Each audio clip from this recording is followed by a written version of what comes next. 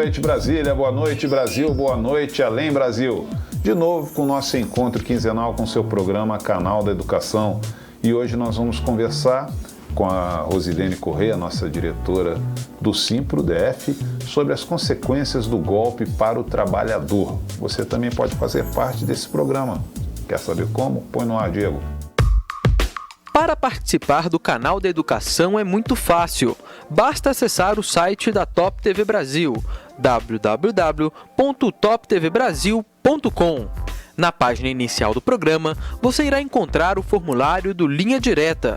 Coloque o seu nome, a sua mensagem ou pergunta, selecione Canal da Educação e, se preferir, coloque também o seu e-mail. Participe e ajude a construir o Canal da Educação. É isso aí, você também pode participar através do WhatsApp 981620065. Mande a pergunta, se possível também mande o local de onde você é. Eu vou dar meu primeiro boa noite à nossa diretora Rosilene Correia. Boa noite, Rosilene. Boa noite, Valdir. Boa noite a todos.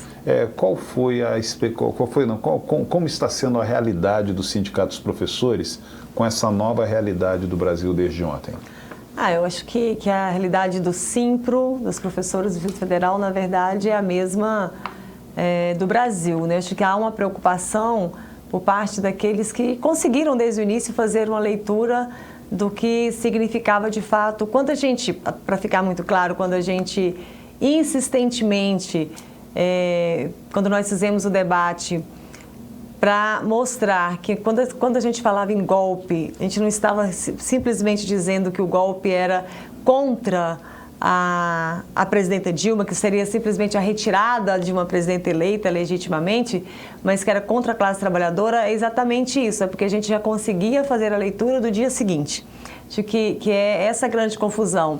Então, muitas vezes falam que nós estávamos distorcendo o debate ao falar de golpe, mas é isso, é porque o que significa? Ao tirar a peça que era a presidenta Dilma, você e ocupando esse lugar, com este Congresso que nós estamos, com a maioria ali dentro, não estando do nosso lado e do nosso lado do trabalhador, e você colocando hoje, tendo no Brasil um presidente que representa a volta de um projeto neoliberal, que é de retirada de direitos, então era disso que nós estávamos falando. Então, será um facilitador da aprovação de projetos que estão lá, inclusive engavetados, outros novos que já estão entrando na pauta e de uma agilidade enorme do Congresso para aprovar. Então, hoje, a realidade que nós temos é isso, é de muita preocupação e, com certeza, também muita disposição para organizar a categoria e manter a nossa resistência de sempre. Com certeza. Rosilene, estou vendo aqui, pelo menos 2 perguntas já chegaram, mas antes de eu fazer as perguntas aqui, isso seria mais ou menos um retrato da nossa legislatura, como bem disse a deputada Érica Cocai, que o retrato da nossa legislatura agora é o BBB, que é a bancada do boi, bancada da bala e bancada da Bíblia. Seria mais ou menos esse retrato que praticamente é um retrocesso à democracia? Sem dúvida, Valdir. Nós temos isso, como eu disse, a maioria que compõe hoje o parlamento, ele representa interesse não do povo brasileiro, né? E você nós temos tido provas, né, de um comportamento absolutamente reacionário, conservador, fundamentalista. Então, isso é muito preocupante. Nós tivemos uma audiência pública hoje, ou pelo menos uma tentativa de audiência pública hoje, mas que da nossa parte tinha toda a disposição de irmos até o fim, mas o senador Cristóvão Buarque não optou por suspender a audiência, porque isso era uma composição de mesa onde se reafirmava ali uma proposta do projeto de lei apelidado de Escola Sem Partido, porque isso é uma farsa esse nome, e que nós reagimos contrário ao que nós estávamos ouvindo ali, porque era um desrespeito ao sindicato, um desrespeito aos professores, à educação, aos alunos. Alunos estavam participando e também reagiram prontamente, e a audiência foi, inclusive, suspensa. Há um ambiente de intolerância, né? E isso é muito ruim. Então, as pessoas precisam assumir a sua posição e realmente sustentá-la. Mas hoje a prova que nós tivemos é de que aqueles que ali estavam e representando esses interesses realmente não têm essa disposição do diálogo. Ok, Rosilene, vamos às perguntas. A Mara Ribeiro era de Planaltina, ela coloca assim: vender estatais e entregar a geração de energia elétrica e o pré-sal fazem parte do grande golpe contra a nação? Faltará verba para a educação? Não, sem dúvida. Um dos projetos que estão tramitando e que muito nos preocupa, não é mais, mas muito nos preocupa, porque está difícil até de você estabelecer uma hierarquia, sabe? O que é pior? É exatamente de autoria de José Serra, do PSDB, que muda radicalmente as regras da exploração do pré-sal. Tira a soberania, na verdade, tira a exclusividade da Petrobras nessa exploração e ao tirar, muda essas regras e retira, então, os 75% que estavam destinados para a educação dos royalties do petróleo e os outros 25% para a saúde. Então, assim, nós começamos a ter uma luz no fim do túnel, de ter uma educação com mais investimento, de você ter possibilidade de mais qualidade, e quando a gente fala não é só do nosso salário, mas também tem a meta 17, que está no Plano Nacional de Educação e no Distrital. Então, você tinha a possibilidade de atingir essas metas e da qualidade também, porque o Plano Nacional ele estabelece não só reajuste, mas desde qualificação, formação dos trabalhadores da educação e também das condições. Então, assim, são todas as áreas, todas as necessidades da educação pública. Ao fazer isso, e eles estão trabalhando fortemente para aprovar esse projeto e a linha desse governo é de privatização, portanto, se não houver uma resistência muito grande e por parte de toda a população, não só dos trabalhadores da educação, nós ficaremos mais uma vez no prejuízo. E aí, quando eu digo nós, é nós, o povo brasileiro, porque é dinheiro que deixará de ser investido na educação pública e na saúde pública. Então, é o projeto de lei 4567, de autoria de José Serra, que eles já têm compromisso mesmo de passar o nosso petróleo para as mãos de estrangeiros, e é isso que eles querem, privatizar o Brasil. Ok, Rosilene Corrêa. Samantha Saniak, ela não fala de onde é. Os movimentos sindicais ficam enfraquecidos com a saída da presidente? Olha, não é que fica enfraquecido. O movimento sindical ele tem que ter a sua autonomia, independente de quem esteja governando, cumprir com seu papel. O que fica, quando a gente fala, mas vamos falar da reforma da Previdência. Se fosse a Dilma, também teria a reforma da Previdência, a gente ouve muito isso. Onde é que está a diferença? É você ter uma reforma da Previdência, se for inevitável, liderada por uma presidenta que teve, que todos nós tivemos a oportunidade, que deu demonstração de ter responsabilidade com o social, responsabilidade com o trabalhador, e você ter uma reforma da Previdência coordenada por um presidente que, na verdade, está aí pronto para retirar direitos. Então, a sede do Temer é de realmente de afronta ao trabalhador. Então, é essa a diferença. Quando a gente fala da mudança de governo, é isso, é porque muda-se o modelo que se pretende para o país, muda-se o modelo de Estado. Né? Esse modelo que Michel Temer defende, que o governador do Distrito Federal insistentemente também tem tentado implementar, é um modelo de Estado mínimo. Então, é essa a diferença. Então, você poderia lidar com as mesmas situações, mas de formas diferentes. Então, o movimento sindical mantém a sua autonomia, vai para a luta, vai para as ruas, vai mobilizar suas categorias, como sempre fez. Durante o governo Lula e Dilma, nós tivemos várias marchas, vários enfrentamentos, porque isso se faz necessário. Claro. Né? Agora, a questão que nós temos hoje é quem está do outro lado da mesa, qual a disposição de negociação. É aí que está a diferença. Ok, são 20 horas 10 minutos, horário de Brasília. Nós estamos falando aqui com a professora Rosilene Corrêa sobre as consequências do golpe para o trabalhador. Mande a sua pergunta, participe desse programa através do WhatsApp 981620065. Professora, o Geraldo Magela, ele é professor, ele pergunta se essa situação federal atrapalha os nossos reajustes agora para setembro. Bom, primeiro que o ano passado, o nosso plano de carreira, ele previa, né, na verdade, o nosso reajuste para setembro de 2015. Não existia impeachment, não existia mudança de governo, portanto, não havia essa justificativa, na verdade, essa desculpa.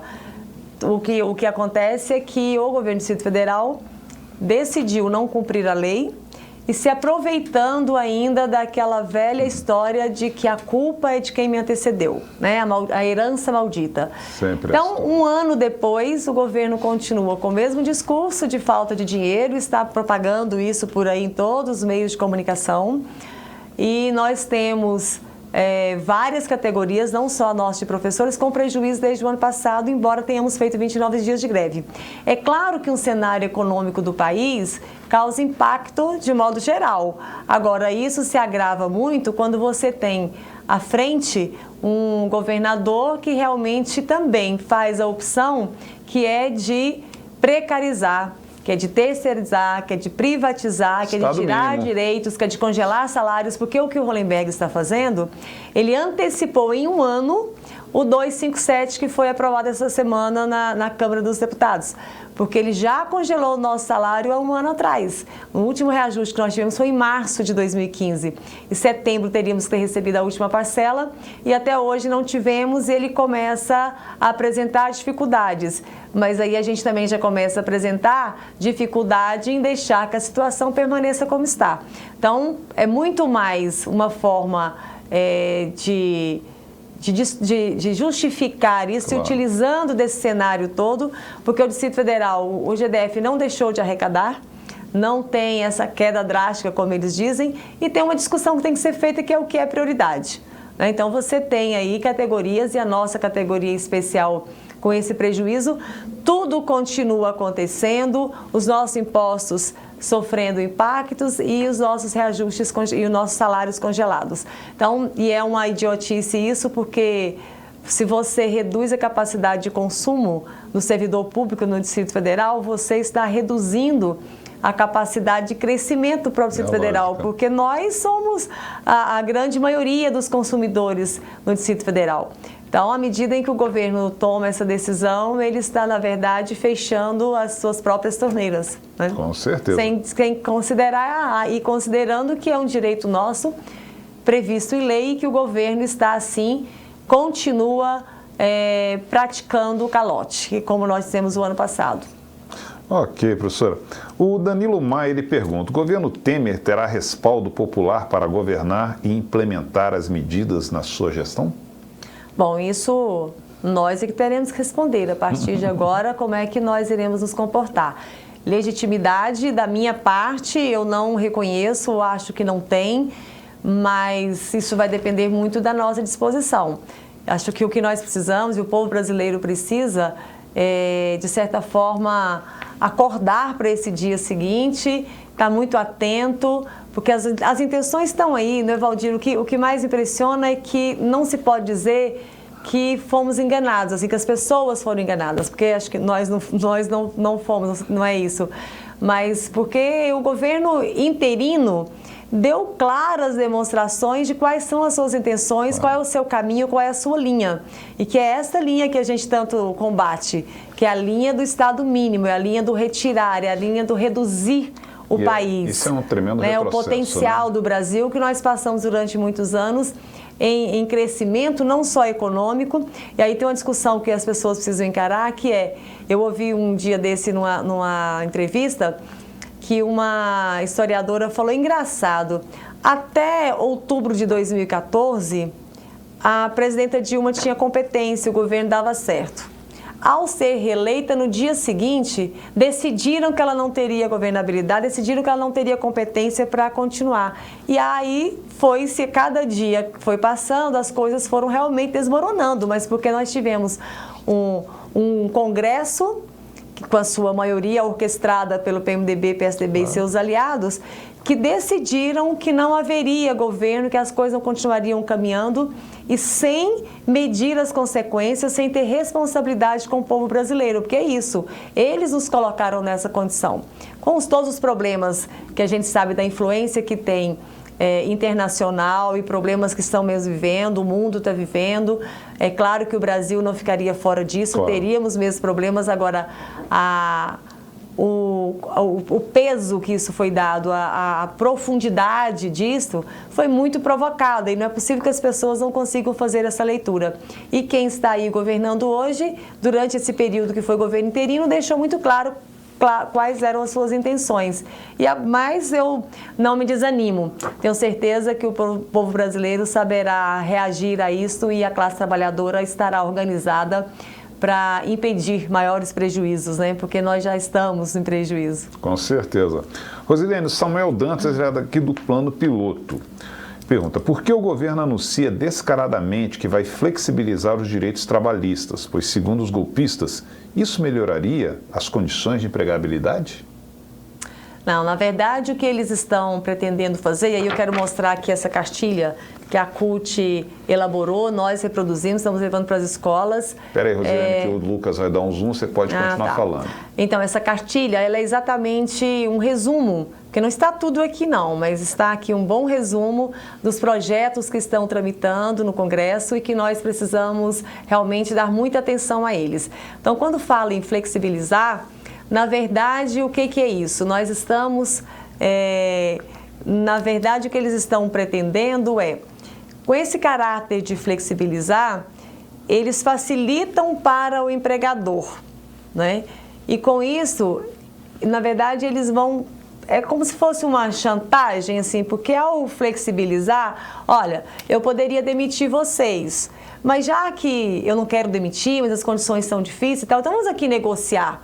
Eu vou pagar o 13º de vocês em 10 vezes ou só 50% e a gente negocia isso. Então você não perde o emprego, mas está abrindo mão, entende? Então, assim, acho que é essa flexibilização que ele deve estar se referindo, não sei, mas é isso. Os projetos que tem lá é de facilitar muito isso, as negociações.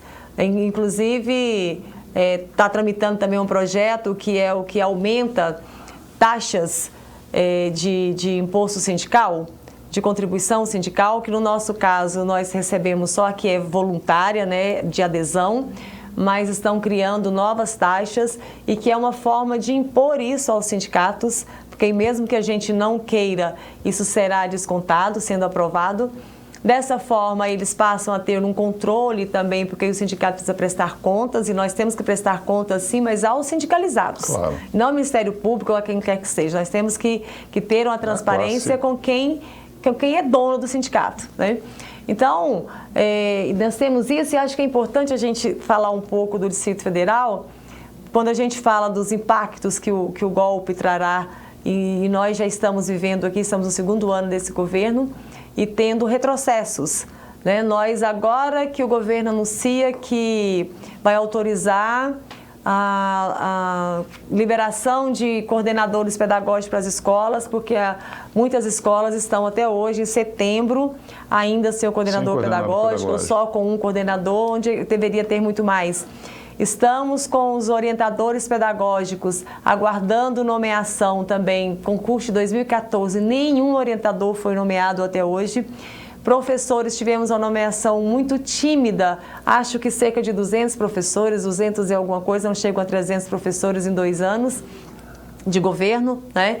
E com muitos professores se aposentando e não recebendo o seu direito, que é o pagamento da pecúnia da licença-prêmio. Professores que se aposentaram em julho de 2015 estão até hoje sem receber. De lá para cá, ninguém recebeu. Mesmo quem se aposentou no primeiro semestre de 2015, só recebeu ao final do ano e início desse ano. E agora nós estamos, o governo em maio anunciou um novo calendário que pagaria em agosto aqueles que foram as aposentadorias publicadas em julho de 2015, mas hoje, dia 1º de setembro, não tivemos esses créditos e amanhã teremos uma reunião com os professores aposentados de 2015 e 2016 para traçarmos aí uma estratégia e pressionar o governo para que ele cumpra a lei. Isso está previsto em lei, é um direito. O professor já foi prejudicado, lesado, porque durante a carreira dele, que ele deveria usufruir do seu direito à licença-prêmio, ele não teve essa oportunidade. E agora, com o pagamento também no período da aposentadoria, que a lei prevê isso, que na verdade é uma... como é que a gente chama? Não é compensação, complementar? Não.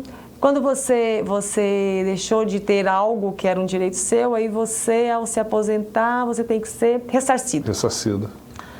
e isso não está acontecendo. Então, nós temos professores que estão aguardando isso para, de fato, se sentir aposentado, porque tem outros projetos pós-aposentadoria, mas que dependem desse dinheiro que é dele e está aí engessado. Então, nós estamos com 1 ano de atraso do pagamento dessas pecúnias para quem se aposentou o ano passado. Okay. Então, são pendências e temos uma pauta extensa, nosso reajuste que já com 1 ano de atraso foi o compromisso do governo de pagar. E é isso que se espera que aconteça, mas nós temos uma campanha salarial que tem que ser muito além disso, porque nós queremos discutir agora, nós já estamos discutindo, são perdas, né? Você não está mais discutindo o 3,7 do ano passado, nós temos um outro quadro, um quadro de inflação e que tem que ser debatido. A gestão democrática, que o governo também está em atraso, em encaminhar as alterações da lei para que aconteça o processo das escolas esse ano. Então, tem um monte de coisa. Na verdade, 2015 tem que acabar, né? Preciso, né? Preciso começar a governar, é o que a gente espera. Rosilene, você falou a questão dessa cartilha, como que o professor tem acesso a essa nós cartilha? Temos o nosso site, mas estamos também em período de visita às escolas e levaremos para as escolas. Interessante. O Edmilson Almeida, ele é professor, ele faz, na verdade, um texto aqui, vou tentar resumir, senão eu vou ter que pegar o programa todo para ler a sua pergunta, Edmilson. Ele é professor, Edmilson? Ele é professor e ele coloca o seguinte, que em muitos grupos de Facebook e WhatsApp tem muitos professores que vibraram com a saída da Dilma. Sim. Mas eles não sabem. E um dos argumentos sempre usado, pelo Michel Temer, é o alto custo da mão de obra do Brasil. Mentira explícita, desmentida por dados óbvios. O que o governo golpista quer é que esses valores baixem mais entre o custo médio da mão de obra por hora trabalhada de alguns países. Ele fala que acha que tem que fazer um desenho para que esses professores compreendam. Infelizmente, Edmilson, ontem, enquanto nós estávamos vivendo um momento histórico, né? Mas assim, um lamentável momento histórico no nosso país, eu recebi também mensagens de vários colegas das escolas lamentando o clima de comemoração nas escolas. Isso é realmente... Todos nós temos direito, isso é viver a democracia, claro, né, da sua opção, em quem vai votar e tal. Agora, a falta de compreensão do que isso significa, do que isso representa, é que é lamentável vindo de educadores, mas a gente tem que respeitar e fazer, né, a discussão. Exatamente. E nós precisamos discutir mais, dialogar mais com esses colegas e tratar do que está agora posto. O momento é esse, e eu falei ontem em uma escola, ou a gente entende que o dia seguinte chegará, porque foi ontem, né? Eu falei o dia seguinte chegará, e que nós precisamos estarmos juntos entendendo que a luta é de todos nós, que nós teremos que enfrentar é para todo mundo e que o resultado, ruim ou bom, será para todos. Então a gente tem que, mais do que nunca, se aproximar desses colegas e dialogar muito com eles. Essa coisa da distorção dos dados é o que estão fazendo com a Previdência. A gente sabe que a Previdência tem problemas. Agora, será que somos nós mesmos os responsáveis pelo rombo da Previdência? Ou essa gestão, ou são outros ralos que tem na Previdência? Claro. Porque só que já tem uma campanha midiática para convencer a população de que nós, servidores públicos, somos os grandes responsáveis pela falência do Estado brasileiro e que no caso da Previdência também que nós somos responsáveis pela falência da Previdência, que daqui a pouco ninguém vai receber, não vai ter dinheiro para pagar a aposentadoria de ninguém, etc. e tal. Então, vocês podem prestar atenção que algumas emissoras estão empenhadas em fazer esse convencimento para a população, assim como foram convencidos que a Dilma tinha que sair, porque com isso acaba a corrupção do país. Também agora querem convencer a população de que tem que ter uma reforma dura e que professor tem que se aposentar na mesma época em que qualquer trabalhador e que mulheres e homens também devem se aposentar com a mesma idade. É isso que eles estão trabalhando para convencer, né? Então, por isso que será realmente uma batalha árdua. E tem um detalhe, já anunciaram também que será um processo muito rápido, porque há uma urgência em aprovar a reforma da Previdência, sob pena de ser tarde demais. Por que eles querem fazer isso tão rapidamente? Porque eles precisam se aproveitarem deste clima, que é de responsabilizar quem governava anteriormente, porque aí toda a maldade a ser feita será de responsabilidade de quem acabou de sair do governo, né? Com certeza. Então, é esse momento, por isso que quando chamarmos, olha, temos que ir para o Congresso, temos que ir lá, temos que pressionar os parlamentares, é preciso que a categoria atenda esse chamado, porque nós precisamos ir lá.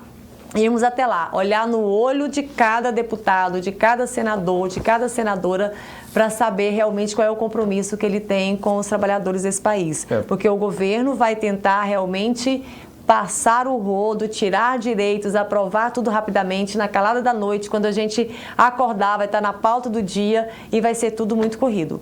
Por isso que nós estamos discutindo a CUT está discutindo com outras centrais para organizarmos uma greve geral. É claro que isso não se faz de um dia para o outro, não se faz uma greve só com os dirigentes dessas centrais ou dos sindicatos. E nós teremos agora em setembro, nós estamos chamando de esquenta, que é ter um dia de paralisação no país, e nós teremos aqui uma assembleia. Então estamos aguardando só a confirmação da data desse dia do esquenta para marcarmos a nossa assembleia. A data apontada é o dia 22 de setembro, mas nós ainda confirmaremos isso na medida em que houver a confirmação com a CUT, para que a gente faça uma ação conjunta. Né? Ok. Eu vou considerar respondida a pergunta do Rodrigo Salomão, que ele perguntou: sempre fará alguma manifestação, já tem data? Então, a gente tem essa assembleia, Rodrigo, mas com certeza teremos vários. A CNTE tem feito muita manifestação no Congresso e a gente está sempre juntos. Coincidiu aí um momento ruim para nós, que foi durante o nosso recesso, muita coisa aconteceu lá na Câmara e a categoria não teve condições de participar porque estava de recesso, tinha mesmo que descansar para retornar. Mas agora, com certeza, teremos muito o que fazer. A Ciara Botelho, ela não faz uma pergunta, faz uma contribuição aqui. Nos anos de governo Lula e Dilma, era a CLT que valia e o Brasil chegou aos menores patamares de desemprego na história.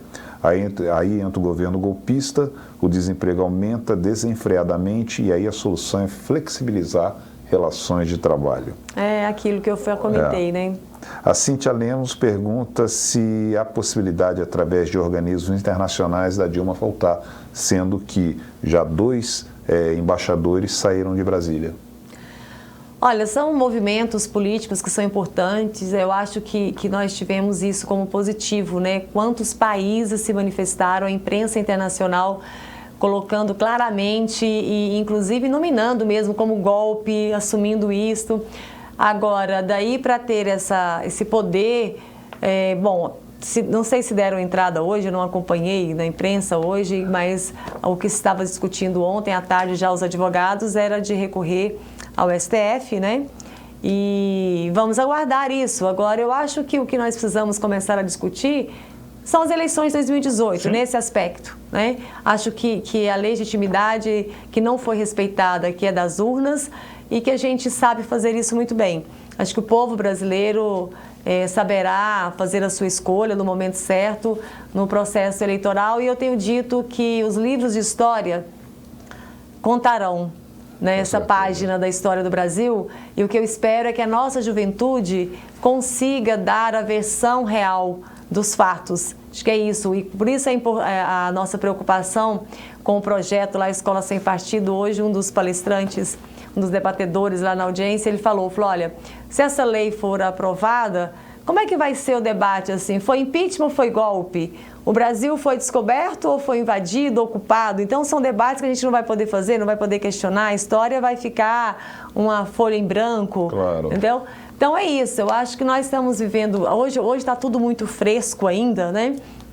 Mas sem dúvida nenhuma esse momento que nós estamos vivendo no Brasil, ele vai, daqui a pouco, assim como nós conseguimos reverter e fazer justiça a João Goulart, acho que depois vai ser uma situação, não estou aqui comparando ninguém, não se trata disso, mas eu acho que é isso, nós tivemos um episódio de uma forma que foi orquestrada, a ditadura prevaleceu, né? Nós não temos hoje uma ditadura fardada, mas nós temos uma ditadura posta aí no Brasil e que nós precisamos realmente estar muito atentos. Eu fico muito otimista, Valdir, porque nós temos uma juventude que está inquieta. Eu acho que isso é que nos anima, porque eu vejo assim... muito que a gente tem que trabalhar um Brasil exatamente para essa juventude. Exato. Então, acho que a nossa meninada vai dar conta de reverter isso, com certeza. Hoje eu vi um post interessante dentro disso aí que você está falando, Rosilene, um post interessante nas redes sociais, a foto, o desenho de uma urna, é escrito, não sirvo mais para nada sem uso. Porque é isso, ou seja, são 54 milhões de votos que foi literalmente para o ralo. E a questão toda é essa, né? É o desdobramento disso, assim, o que nós temos insistido muito, e vou te falar, e temos sido muito criticados, porque há uma tentativa, pelo menos, de colocar as coisas, de partidarizar, né? O sindicato ele tem a sua obrigação de fazer o debate com aqueles que nós representamos, claro, que é alertar do que pode acontecer, do que está sendo encaminhado. Então, isso aqui é a prova de que nós não estávamos blefando. O que está sendo encaminhado, 257, já foi aprovado. Então, quando nós falávamos disso e continuaremos falando, não era fazendo defesa de partido A, B ou C, mas é no sentido de debater aquilo que é interesse do trabalhador, né? Que muitas vezes até é umbilical, que é realmente pensar, é corporativista mesmo o debate, e que é obrigação nossa fazer. E é isso, acho que a gente precisa ter esse olhar. Que país nós queremos, que direitos nós queremos, que avanços nós queremos ter, ou o que nós temos disposição de perder. Ok, Rosilene Corrêa, são 20h33, horário de Brasília, nós estamos encerrando o nosso programa. Suas considerações finais sobre a participação de hoje em mais um Canal da Educação. Então é isso, eu deixo aqui o recado para os meus colegas, minhas colegas de trabalho, que infelizmente o que eu tenho para dizer é isso, né, que teremos, tomara que eu esteja enganada, mas de toda avaliação que a gente faz, toda leitura que qualquer um possa fazer, é de que teremos dias difíceis pela frente e que mais do que nunca essa categoria precisa de muita união e realmente do olhar para frente, daquela resistência que nós sempre tivemos e com certeza continuaremos tendo. E é isso, estamos aí para a luta e estaremos juntos, essa caminhada é nossa. É isso aí, muita luta e confiança acima de tudo, essa é a palavra-chave. Gostaria de agradecer muito aqui a participação brilhante da professora Rosilene Corrêa, diretora do Simpro-DF. Estaremos de volta na próxima quinzena com o programa Canal da Educação. Agradeço muito ao departamento de imprensa do Simpro, que faz com que esse programa chegue quinzenalmente aí ao seu laptop, ao seu computador, smartphone, dispositivos móveis, à nossa equipe técnica, ao Lucas aqui dentro, ao Diego lá fora, mas principalmente a você, professora, professor, pai de aluno, mãe de aluno, que escreveu, mandou a sua contribuição para a gente. Participe sempre, pois esse é o órgão de comunicação da sua entidade. Até a próxima.